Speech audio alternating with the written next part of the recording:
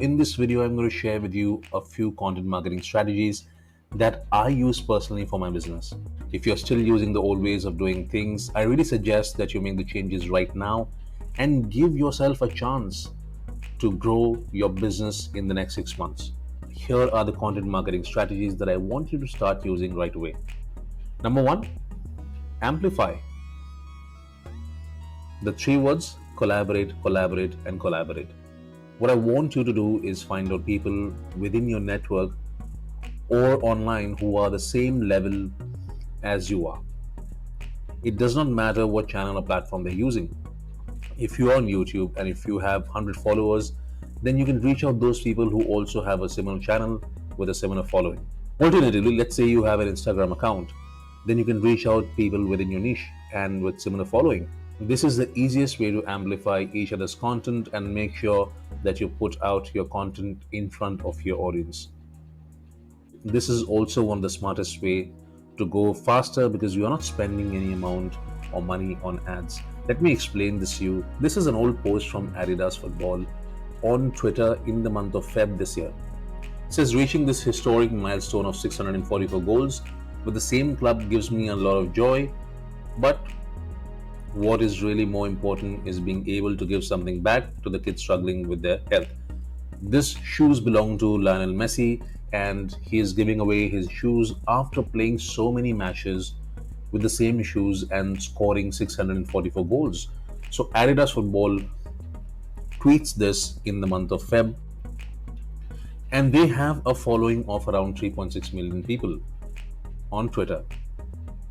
So what happens is that immediately after that, you see Team Messi retweets this particular tweet from Adidas Football, and immediately what happens is that this message goes out to the entire base of Team Messi as well, and there are around 3 million followers here. So what happens is that Team Messi has 3 million followers, Adidas Football has 3.6 million followers.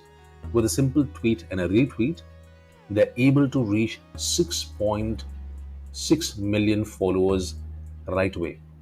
And we are still not talking about further shares, comments, and screenshots and shares made outside of Twitter yet. So you see, this is nothing but amplifying content.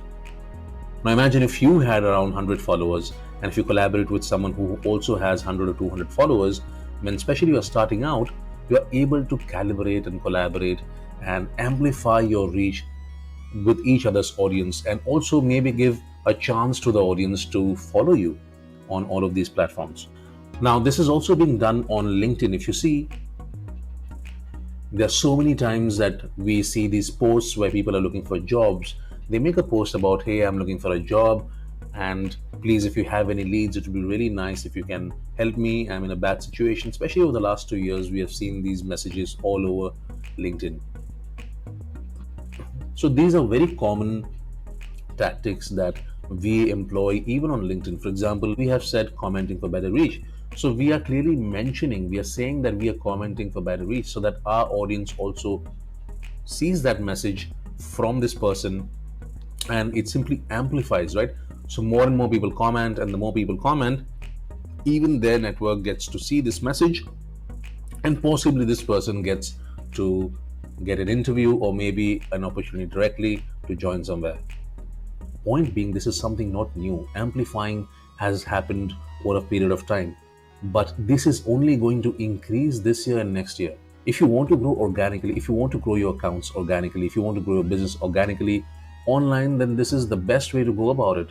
So make sure you use this tactic as much as possible to reach out to the right people.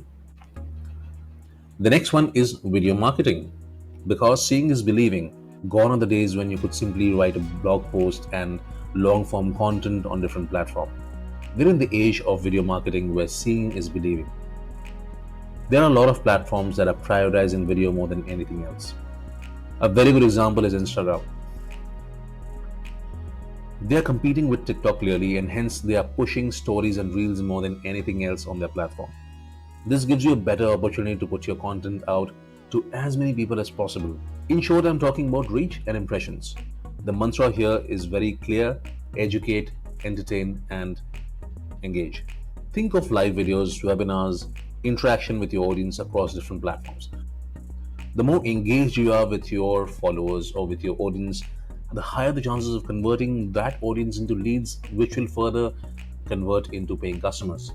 Let me show you an example of what we are talking about. In this screenshot, you see that I have taken this from my Instagram Insights directly. These three short videos or these three reels have done exceedingly well organically. If you see this here, the first one was played 9,400 times, the second one was played 3,900 times, and the third one was played over 2,000 times. And I have a fairly new account where if you go to my account, which is at the rate prits.zav, you will find out that my account is pretty new and I'm doing a lot of things to experiment in terms of what works and what does not, so that I can give you real world insights.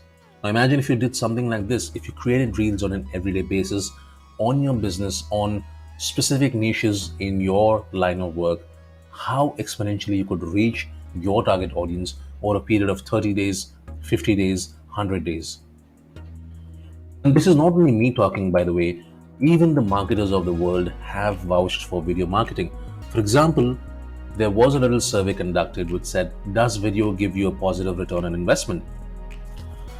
In terms of numbers, in the year 2015, you could only get a 33% ROI, and that number has only gone up steadily. If you see 2016, it was 76%, and over the next few years, it went up to 87%. And this number is only expected to go beyond 90% in this year and the next. And this is not only true for Instagram, but also other platforms. For example, if you talk about Facebook, if you look at this particular screenshot, this is not from my Facebook Insights. I'm just taking the screenshot to show you how different formats are working and how exponentially you could reach your target audience. On the left hand side, you see all the different formats: video, link, photo, shared video, and status. If you post this on a Facebook page, you see the most number of engagement happens with the video. Average reach has been 1,286 times compared to other formats, which is staggeringly high compared to other formats. Even in terms of average engagement, we are talking about reactions, comments, and shares, and also post clicks. So all of these metrics are really working for video. So what I really suggest that make sure that you put your content out there in video format as much as possible, even on your Facebook page. Another great insight, if you're wanting to make a video now already, is that you want to make sure that you're using proper captioning because of this metric.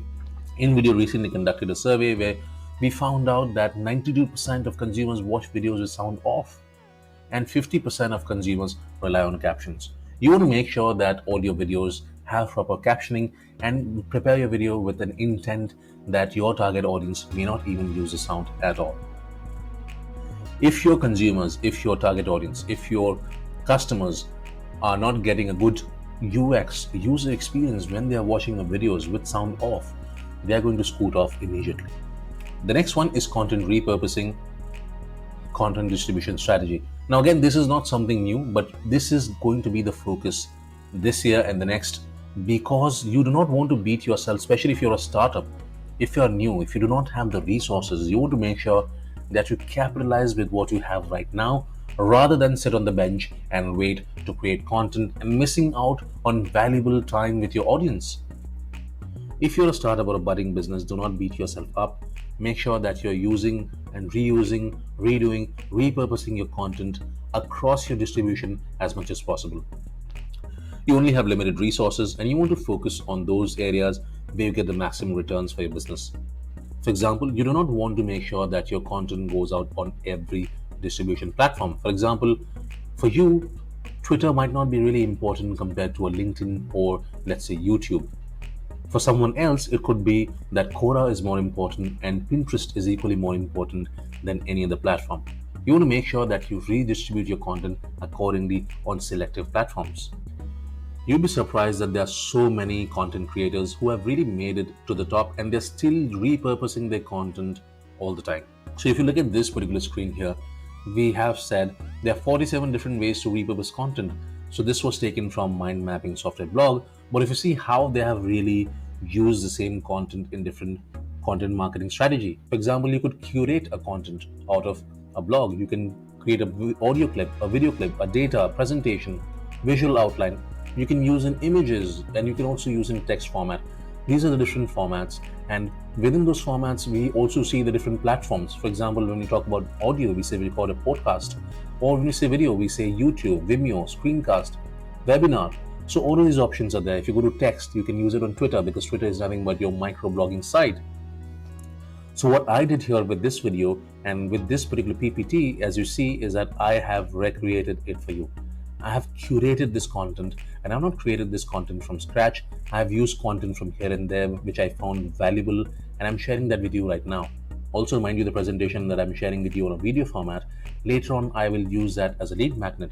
For example, I could actually put that on a blog post and say, hey, if you want this PDF or if you want this PPT for free, why don't you just drop in your email address and let me send this to you right away. You see, what I'm doing here is that I'm also creating content, the same piece of content, and redoing it, redistributing it, repurposing it in different channels to get as many leads as possible.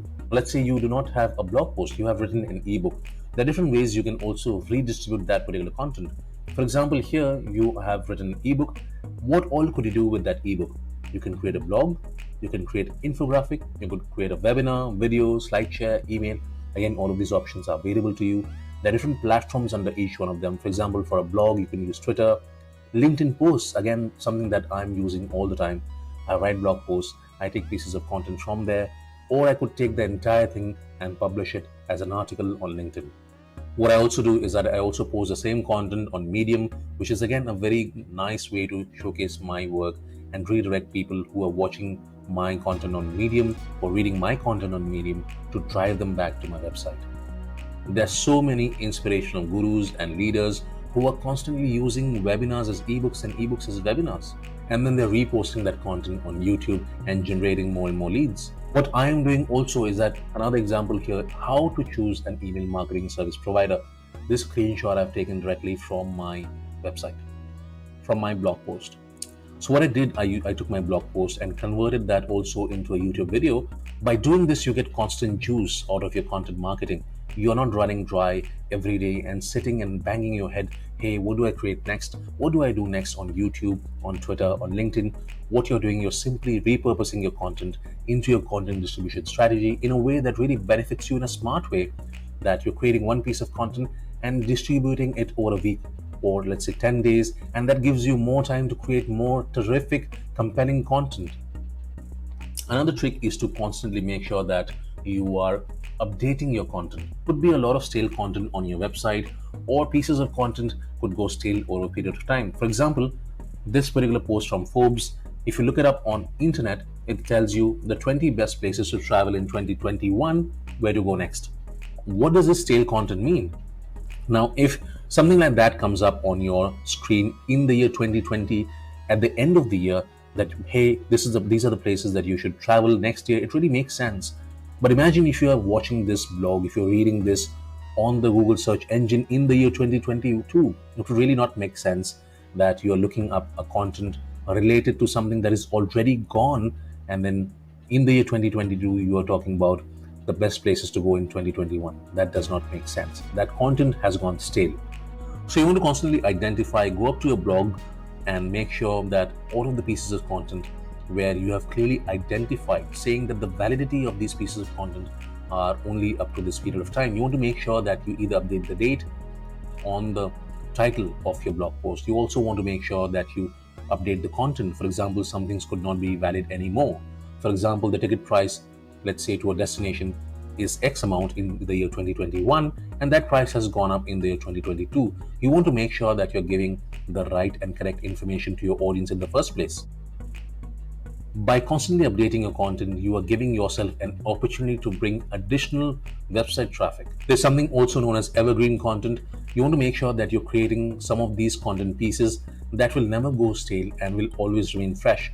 This especially is true for long form content. Make sure you have some blog posts that are really long, 2,500 to 3,000 to 4,000 words, that really not go stale and bring you constantly that traffic, that juice you need on the internet.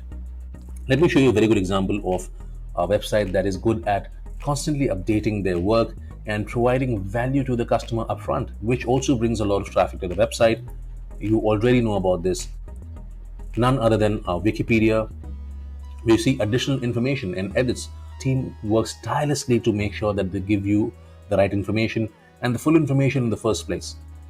You'll also find on Wikipedia they have mentioned edit made or edits done, or this content requires updation. We are looking for volunteers who can help us with this information.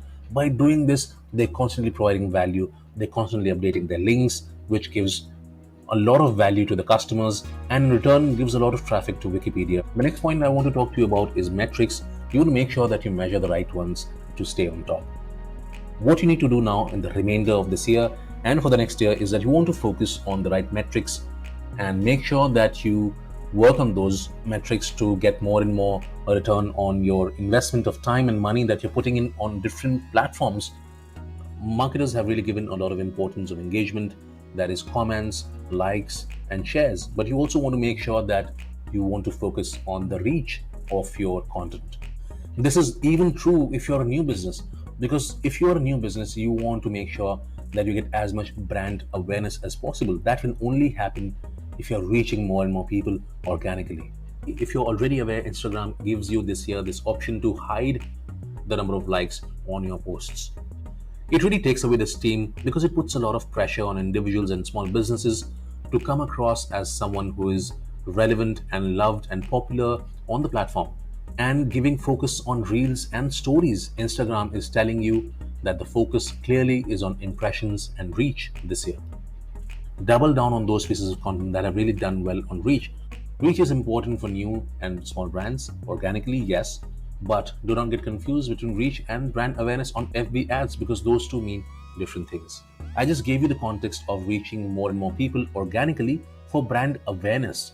But when you're doing awareness campaigns on Facebook ads, brand awareness and reach are two different metrics for you to measure. Now, if you see this here, awareness campaigns are used to make customers aware of your product or service. There are two types of awareness campaigns to choose from: brand awareness and reach. Now, again, for ads, these mean different things. Brand awareness objectives are designed to show your ads to people who are more likely to pay attention to them, and reach objective ads are for when you want to reach the maximum number of people in your target audience and control how often they see your ads. In short, if you're really wanting to create an ad on FB, go for brand awareness option rather than reach option because you are boosting your content in front of the people. But if you're doing this organically, try for the reach metric and create content that really resonates with your target audience. I hope you have really understood the difference between the two: reach organically versus reach in terms of a boost on an FB campaign. So make sure that if you have not understood, make a comment in the section below under the description box, and I will really reach out to you and make sure that I answer all your queries. That's about it, guys. Thank you so much for joining in on this particular tutorial. Make sure that you use these strategies for the remainder of 2021 and the first 6 months of 2022 to exponentially grow your brand, whether it be your individual personal brand or your small business. I'll catch you in the next one, and until then, adios.